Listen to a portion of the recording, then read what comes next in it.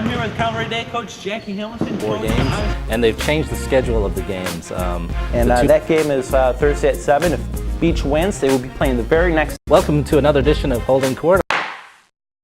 Welcome to the season premiere of Holding Court. I'm Rich McGowan along with Don Heath.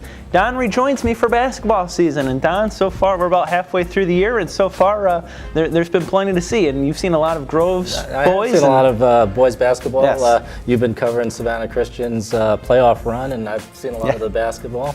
And so far, I'll tell you what I've seen is Groves High School jumping straight to the top of the area basketball scene. Absolutely. You've seen them, I don't know, what, 4 or 5 times already. Is there anybody in that region or anybody that is going to be able to keep up with Groves? I don't think so. They're just too tall on the front line. They go 6'9", 6'8". Very talented, have a pretty good backcourt, and they're deep. So they look like a team that will not be beaten in this region and could go far in playoffs. And I wanted to ask about that. I mean, the last couple of years we've seen some really good teams, but they flamed out early on, with the exception of Savannah High, which has produced some good runs.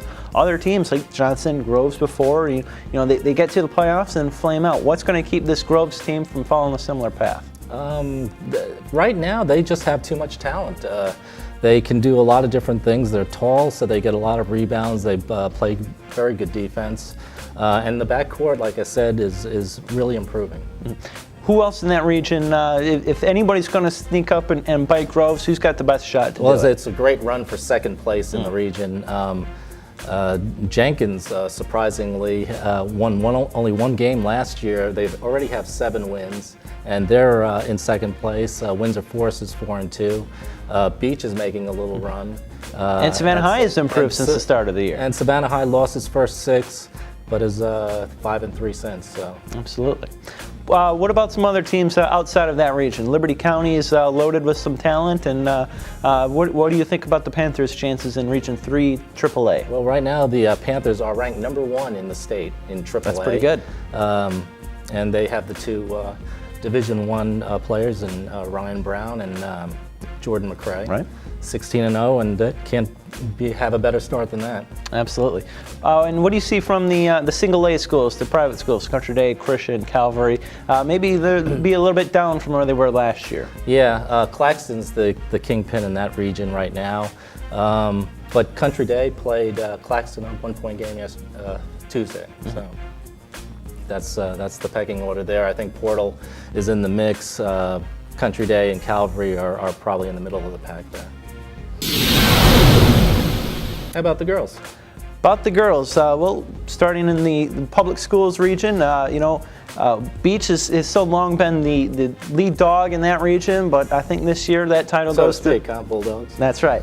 But I think that title this year goes to Bradwell Institute. The other day I saw Bradwell and Beach play, and Beach hung with them for the first half. Both teams sort of struggled to find their offensive rhythm, but then Bradwell showed just how good they are. I mean, they've just got an inside-outside force between Sheandre Lee, the senior center, and junior point guard Mariah Maternick. They're just a dynamite 1-2 combination. It is their region, and sort of like with the boys, the race for second place is going to be where the drama's at, because Bradwell's going to pull away. How about the private schools? Private schools, it's a little bit different story than years past, where Country Day has always been right up there, if not the team to beat. They're obviously in a huge rebuilding year. They lost 4 senior starters from a year ago. So the Region 3 Single A sub-region here in the East is going to come down to Calvary Day, Savannah Christian. Calvary's edged out the Raiders twice already early on this season, and a team you need to keep an eye out for is Bryan County. Bryan County? Bryan County, yes. Bryan County. Did I hear you right? I did not stutter. Bryan County. Bryan County. The team that can usually be found at or near the bottom. Look out for the Redskins. They're 12-2. They won 12 straight. They just lost Tuesday to Calvary, but it was a close game.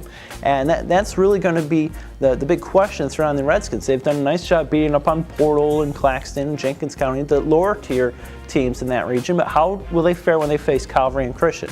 They gave Calvary a real good game It's like Tuesday. a 5 or 6 point game last Yeah, night, right? that's exactly what it was. And they've got Christian coming up Friday, and I'll be there. And I'm really looking forward to seeing this Redskin team. They've got a fantastic transfer guard in Olivia Melvin, who's leading the team. And the Redskins, they're also very young. They only have 2 seniors, and they brought back all but 1 player from last year.